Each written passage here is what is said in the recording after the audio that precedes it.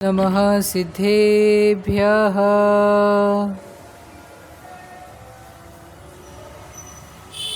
ओम नमः सिद्धेभ्यः।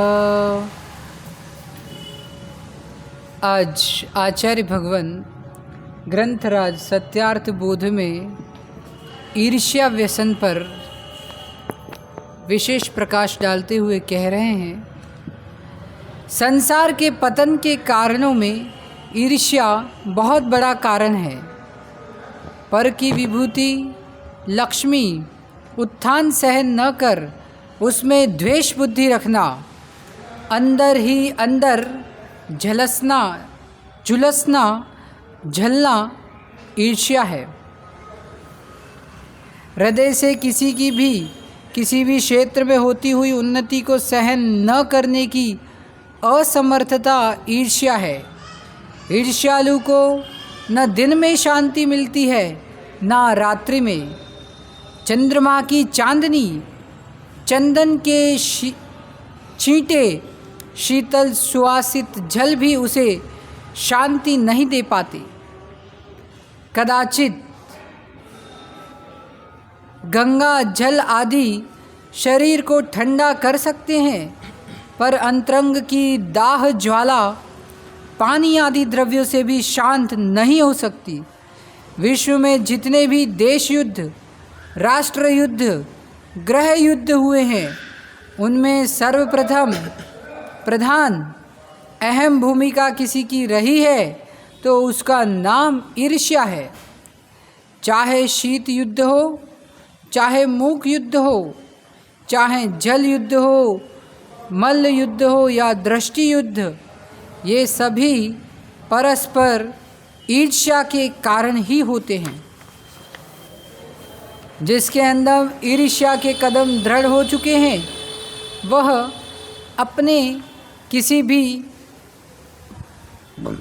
वह कभी किसी की अच्छाई नहीं देख पाता। गुण ग्राहकता का अलौकिक आनंद उसे कभी नहीं आता। अपनों के अंदर ही विशेष गुण प्रकट हो रहे हो अथवा हो गए हो तो भी ईर्ष्यालु सुदृष्टि से देखने का साहस नहीं कर पाता। पिता पुत्र, गुरु शिष्य के मध्य जब ईर्ष्या की ज्वाला जलती है तो अनेकों की आस्थाओं की पुष्प मालाएं मुरझा जाती हैं। कम से कम पिता को पुत्र की, पुत्र को पिता की, गुरु को शिष्य की, शिष्य को गुरु की, पति को पत्नी की, पत्नी को पति की, मित्र को मित्र की, जाति भाई को जाति भाई की, देश को देशवासी की, राष्ट्र को राष्ट्रवादी की, स्वभाषा को स्वभाषा भाषी की, सहधर्मी को सहधर्मी की उन्नति पर हर्षित होने की क्षमता आना चाहिए।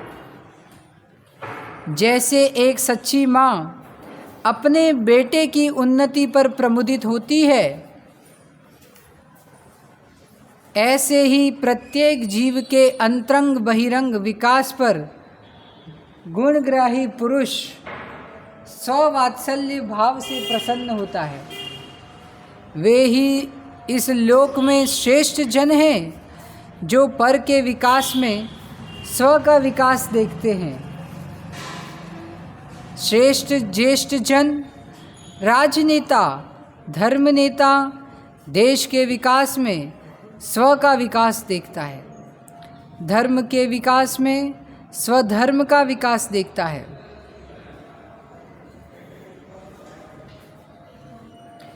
ऐसा राजनेता ही राज्य चलाने का अधिकारी है। जो व्यक्ति मात्र स्वपेटी देखता है, पर की वृद्धि पर नेत्रहीन दीन व आक्रोशपूर्ण करता है, ऐसा व्यक्ति राजनेता एवं राजा किसी भी संस्था के मुख्य पद को संभालने के लिए अयोग्य है। सम्यक उत्थान के लिए अयोग्य पुरुष को अपना अधिकारी व श्रद्धेय नहीं चुनना चाहिए। अयोग्य के न स्वामी बनो ना ही सेवक, क्योंकि अयोग्य का सहवास जीवन में कष्ट के अतिरिक्त कुछ नहीं दे पाएगा। गुणग्राही, गुणवान, गुण संपन्न दाता के साथ निवास करोगे तो जीवन सुवासित हो जाए। पल पल में श्रेष्ठी जनों का सानिध्य, गुरुजनों का आशीष, विद्वानों की विद्या का बोध ईर्ष्या रहित व्यक्ति को ही प्राप्त होता है। वही ईर्ष्यालु की तो पत्नी भी छोड़कर चली जाती है, अन्य की क्या बात करें।